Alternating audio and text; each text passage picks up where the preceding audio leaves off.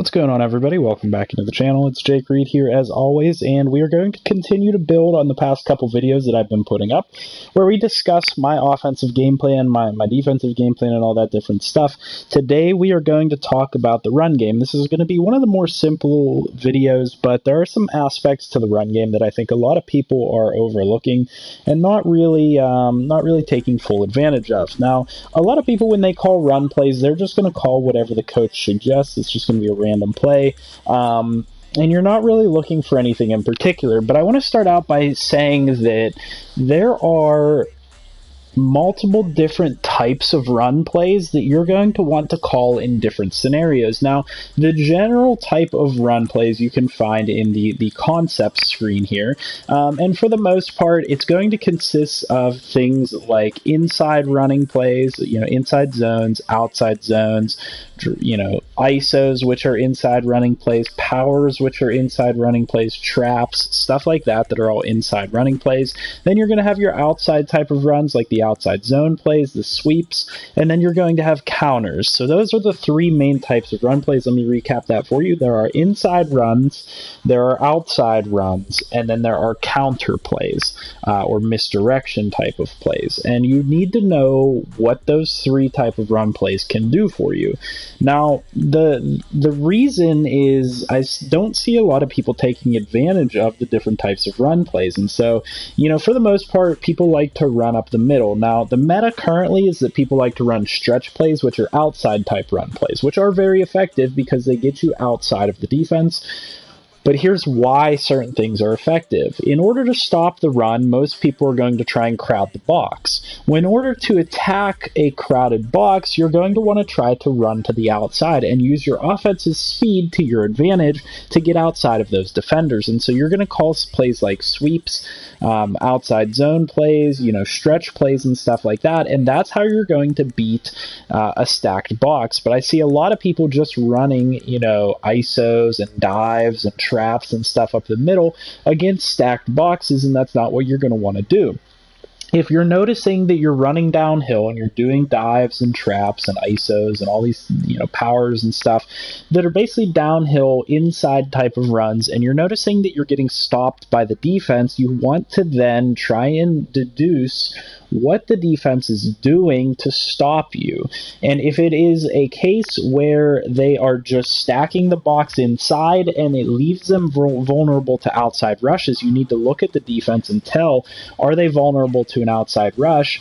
Then you need to decide to start calling outside runs to try and spread out the defense, try and take advantage of that edge, and try and get the ball around the defense. Now let me show you guys a good example of that. So let's say I call a sweep play here to try and target a kind of compact defense. So if the defense comes out in a formation like a 4-3 normal here like this or something, and they're doing a lot of blitzes to try and stop you up the middle, say this blitz here, they're stacked to the middle. Well, what you want to do is you don't necessarily want to run right at that. You want to utilize the different types of run plays that are to your advantage. And so you can call an outside run play to try and get outside of all of those guys. And what you want to do is you want to look at your blockers and tell if they have the edge advantage on the defenders that they're going to be trying to block. And so you have three blockers to the right there, and of the guys that are on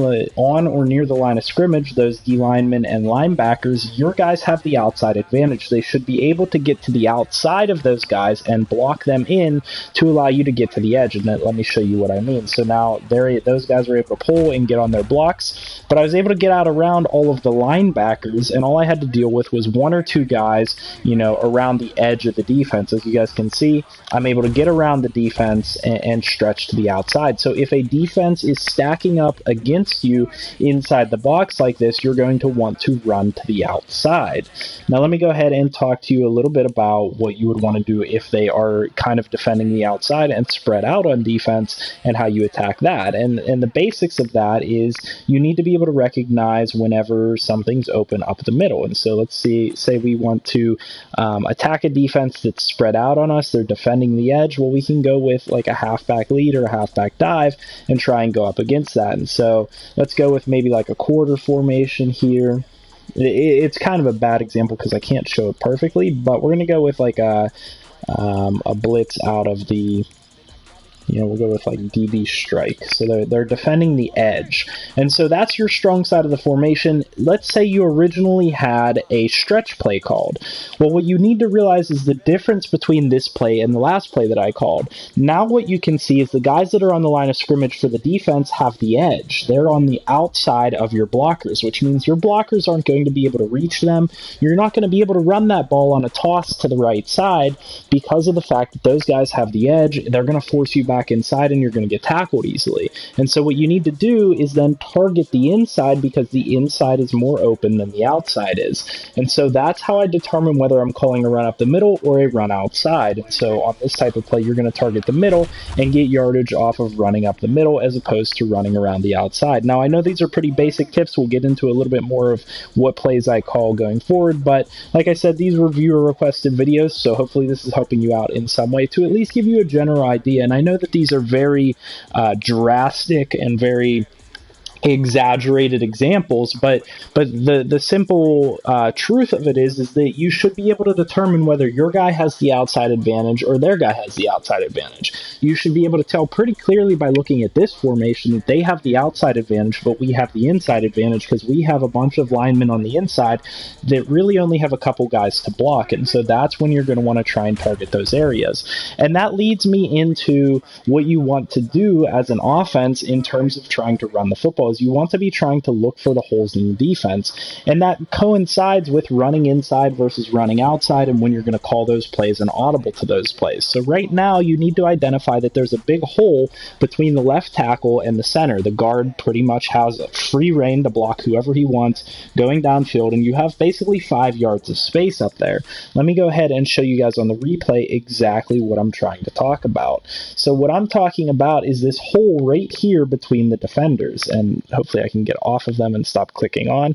This hole right here, oh god, it's just going to lock me on. This hole right here between these defenders, between this defensive end and between this nose tackle, there's a hole in the defense that you're going to want to try and target and run to. And that's what you're going to be looking for on offense. Now, it's never going to be quite this exaggerated, and I'll show you better examples as we move forward. But you're definitely going to want to be targeting the holes in the defense, and that's where you want to try and run the ball to. So let's go ahead and just come out in... we'll come out in a formation, we'll come out in a single back, and we're just going to run a dive play. And this is one of the things that people don't understand a lot of the time, especially if you're newer to the game, is that this dive play is going to take you right up the middle. But the thing of that is that you're going to be you don't want to run it exactly where it tells you to run it. If you're trying to run this ball to the right side, you might not necessarily get yardage, but what you need to identify instead is which way you need to cut this ball in order to get a couple yards. And so there's 2 things that factor into this. Is number 1, identifying where the hole is on the defense before you run the play, and then identifying where your blockers develop as you go, because your blockers will do things differently play to play. If I ran the same play 10 times, they're not going to block it exactly the same every single time, and so you do have to read your blockers as you're getting the handoff. And so generally speaking, though, what I want to show you guys is that over the center, you can tell that there's a hole between those 2 defensive tackles. However, that one's going to probably be a little bit difficult to run through because those are 2 defensive tackles. They're going to eat up space.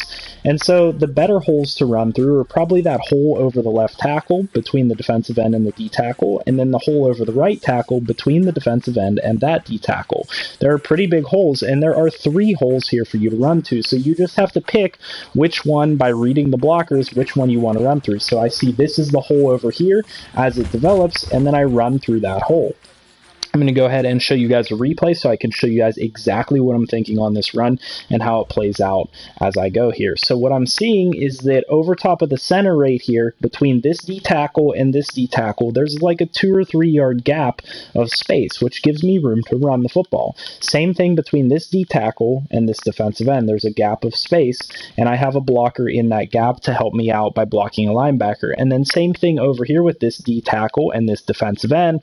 There is a gap in that that space. Now, what you guys should be able to tell, and if you do play this game over and over with repetition, you'll be able to tell which one of these holes is the biggest, and I can tell right off the bat which one's the biggest based on where these guys are lined up. These two defensive tackles are lined up in exactly the same spot symmetrically to each other, so there's no real distinction with them on what you're looking at. However, this defensive end is lined up almost inside of this tight end, whereas you go to this side of the defense and this tight end or this defensive end is lined up outside of my tight end, which means that the gap between this defensive end and this D tackle is larger. And watch where these blocks form for me to run the football. So there's a giant gap. You can see before I even get the ball, I'm realizing where are the gaps in the football. I can run behind this guy, probably into this short little gap. I won't pick up as much yardage, or I can run between this guy, which is I believe my left guard, and then my left tackle. I can run between these two guys because there's a giant hole right there. You have to recognize that in a split second, and you have to be able to kind of read where that's going to form before the play even starts. And I was able to show you guys that that's the biggest hole because that's the biggest gap between defenders. And so that's how you know your blocks are going to develop for you. It won't always work out perfectly like that, but that's a good example of how the blocks will work out for you. You're going to cut into that space and get 5 to 10 yards just because of the fact that there's such a big hole there. Obviously, it's not going to play out the same every single time. However, you do need to be able to identify those things. Now, the other thing that I want to talk about with plays like this is, when you're determining which way you're going to run the football, don't pay attention at all to the green and red zone, because more often than not, I find that the green and red zone can be misleading. What you want to do is you want to look for those gaps in the defense, like I said, and you want to look for the number of defenders versus your number of blockers. Generally speaking, that red zone is supposed to tell you that there are too many guys for your offense to block on that side of the football. And in this case, that is the truth, because there are 4 defenders in the box over there against 3 offensive linemen. However, that's not always the case. Oftentimes, it's going to lie to you. So I advise that you don't pay attention to the green and red box whatsoever. You could use it for your feedback if you want to, but when I run the football, I don't pay attention to that. I look for where the hole is and where I can run the ball. I can tell you right now that if I flip this play to the right side, I'll still be able to get yardage, going behind my right guard like that. It's not like I can't run it to that side because it's red. And there are a lot of players that think because that's red, I can't run it to that side of the football. And that's just simply not the case. I can very much so run to that side of the football and get yardage by going to that side. It just might be telling you that there are a few too many blockers for you to block. However, as you get more experience with the game, you start to realize that guy to the outside, that extra, I guess that's a cornerback over there to the right side, isn't really going to affect the type of play that I'm running. I'm running a dive play, so I'm going to be past him before he has a chance to make a play, as you guys can see. So that's how you need to factor in, which way you're trying to run the football. No matter which run you call, you need to be able to read your blocks before the line of scrimmage to give yourself an idea of where the run should go, and then read your blocks from there as the play starts to develop. It's a very quick thing. It's very quick the way that it happens, but as you do it more often, you're going to start to be able to make reads. So I can see my blocks formed over here. There's a big hole. I just shoot through that gap and pick up the yardage, just make a nice little smooth transition over to that area, and I run through it. And here, same thing, it opens up to the left side. And as you run certain plays, you'll learn that certain holes open up more often than others. And so that's talking a lot about my dive plays and what I do on my dive plays. And I've talked a bit about when I call outside runs versus inside runs. Now I want to talk a little bit about when you do call outside runs, what you need to do in order for them to be effective. So obviously, you need to have the outside advantage on outside runs, like I have kind of expressed so far. But in addition to that, you need to let your blocks develop. I find that a lot of people don't let their blocks develop on outside runs, and that kind of costs them in the end. And so let me go ahead and pick a good defensive play here. I need to let that pulling guard and that pulling tight end actually get onto their blockers. I can't just take this ball and run straight. Most of the time that's not going to work. Luckily, the blockers got out in front of me and created a hole for me. But generally speaking, your linemen are going to be pretty slow, and they're going to have a tough time getting out there ahead of you because you're running most of the time with a 90 speed running back. There's no lineman and no fullback in the game that's going to have 90 speed to match you. So you need to maybe lay off the stick for a minute, let them block, as you guys could see that I did there. I don't know if it was very clear, but I didn't hold in R2. I didn't hold in the sprint button right away. What I do is I sometimes stay off of the R2, see where my blocks develop, and then hold in the R2 once they get their blocks and speed downfield for the gain. And so that's kind of the idea with outside runs where there are pulling guards and pulling tackles. You want to definitely let your blocks develop for you and don't run into the backs of your offensive linemen. I see people doing that too much. Now, the last type of play that I want you guys to really understand when to call it is the counter play. And I think a lot of people really kind of overlook counter plays and the effectiveness that they can have in game. If you're running a lot of plays to the strong side of the football, for example, if you're coming out in an I form, with the tight ends to the right, that's the strong side of the football. You're running to that side of the football a lot, and then they start stopping you, then you need to be able to counter that. If you're coming out in a strong formation and running to the tight end side, that's the strong side, and they're going to start stopping you. They're going to start reading that you're running to the strong side, and so what you need to do is you need to counter the over-pursuing defense, and a great way to do that is to call counter plays. And so one of my favorite ones out of the single-back formation, it's actually out of the single-back wing pair, is this counter weak right here. And why is this play effective? Let me show you guys why. So the strong side of the formation is over there. They have to defend that side of the formation because there's 3 tight ends there. If they don't put extra defenders over there, what's going to happen is I'm just going to roll right over their defense and get 10 yards rushing the football. And so what that happens is they're over pursuing to the right side. On the left side of the football, there's a lot of space, and so you can counter the fact that they're going to over-pursue to the strong side by running a counter play, and you're going to cut to the right and then cut back to the left, as you guys can see there. Now, that play got blown up a little bit in the backfield, but I was able to get through it, and so you're going to go against that over-pursuing defense and be able to kind of misdirect them. As you guys can see, you're initially going to go to the right and then cut back to the left. So he's going to the right, cut back to the left inside my blockers, and go downfield for a whole bunch of yardage. And so I really need you guys to understand that in situations where the defense is stopping you from running the football, you need to be able to adjust. If you think that they are over pursuing and they're really just kind of running to one side, start running misdirection plays. And there's a lot of great misdirection plays in basically any playbook. And on top of that, if they are stopping the inside run, they're really stacking the box, don't be afraid to run to the outside. Unless they have really, really fast linebackers, it's going to be hard for them to stop those outside runs.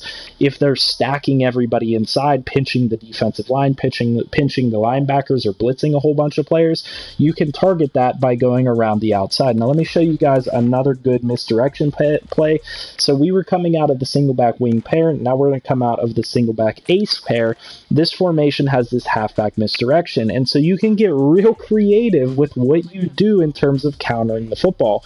Say you come out with that counter that I showed you guys last time, now you can come out with a counter the opposite way. So now they're starting to say, okay, now I need to respect the left side of the football. Now I need to respect the weak side. And so they come out in a defense like this where they have to respect the weak side. Well, this direction play is going to go to the left and cut back to the strong side and throw them off. And so you can get them going left to right and get them out of position by calling misdirection plays. And so once they start over pursuing to the left, do misdirection to the right. Once they start over pursuing to the right, call misdirection plays to the left.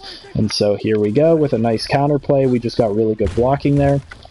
But misdirection plays are a really good way of getting the defense out of position and getting good matchups on offense because, you want to target the weaker part of the defense.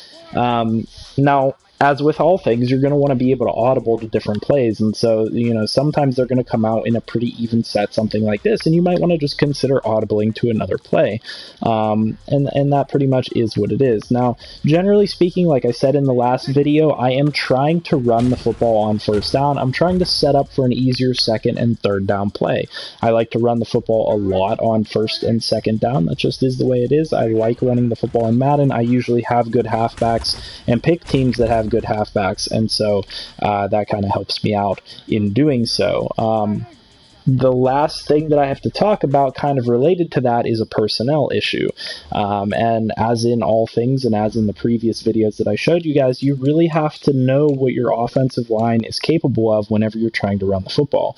You're going to have a lot of guys that maybe aren't capable of pulling and doing certain plays. And so like those counter plays that I showed you guys, they might not be effective for you if you have slower offensive linemen. Now, fast offensive linemen, in my opinion, are considered anything above like 70 speed. So Tyrone Smith, Connor Williams has 71 speed, Suafilo, you probably go to guys like Lyle Collins has 71 speed, Zach Martin has 70 speed. You can trust those guys to pull around and execute on counter plays and sweep plays and everything like that.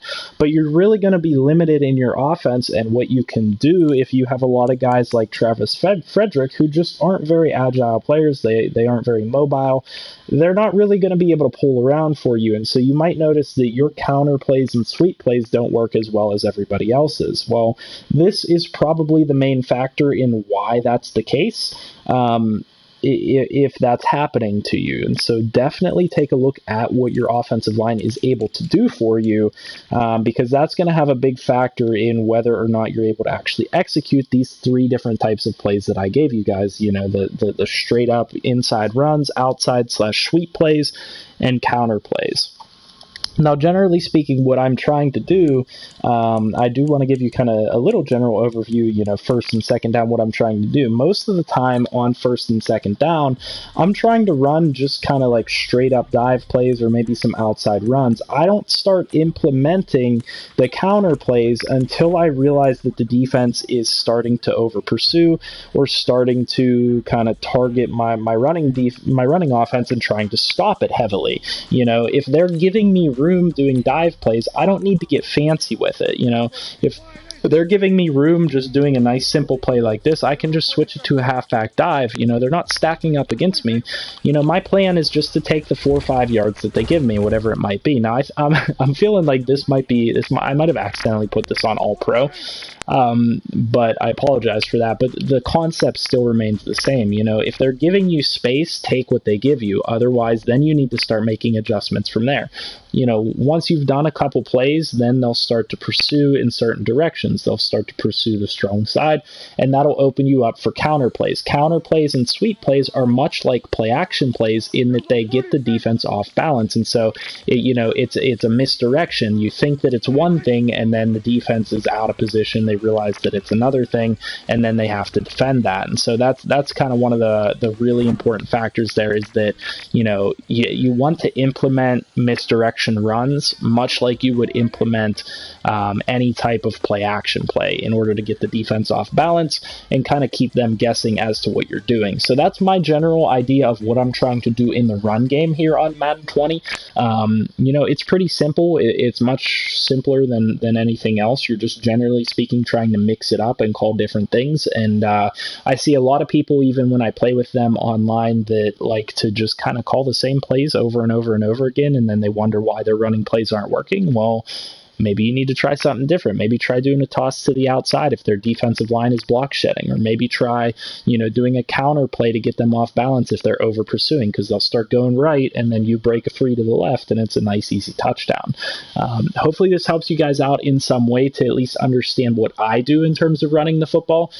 You guys can certainly go back and watch any of my Chargers franchise and stuff like that. You'll see that I implement a lot of these techniques. I run all types of different, running plays. I run stretch plays I run, sweep plays I run, dives and traps and counters and everything like that. Probably my favorite play out of this playbook is this halfback counter weak, and that you can get that out of pretty much any formation. There's a lot of counter plays out there. You can probably get it out of the pistol. You can get it out of the strong. I know for a fact you can get it out of the weak formation, and you can even get counter plays out of the gun. So, depending on what type of offense you're running, you shouldn't have any problem finding these different types of running plays. They did expand the playbooks this year, so in the gun formation especially, you now have access to counters and sweeps and tosses and all types of different stuff, traps, and you shouldn't have any issue calling a variety of run plays no matter what your offense is. So make sure that you guys are including those plays. Don't call the same plays over and over again.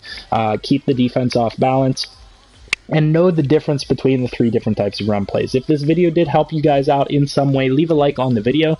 As usual, comment down below with any feedback you have, any other videos that you want to see, and subscribe to the channel here if you're new. If you like the video, subscribe. I appreciate all the support. We're getting close to 300 subscribers, so I have to give you guys a shout out for all the support. We're getting close to my goal. My goal originally here on YouTube was to get to 1,000 subscribers, which I believe is the threshold where you can finally start monetizing your videos, which would be absolutely phenomenal. That would just be the end goal or my current goal, to kind of get to the point where I feel like I've actually done something significant here. I've helped people, you know what I mean? And so I appreciate all your support. I'll see you guys in the next one. I hope you guys have a great night.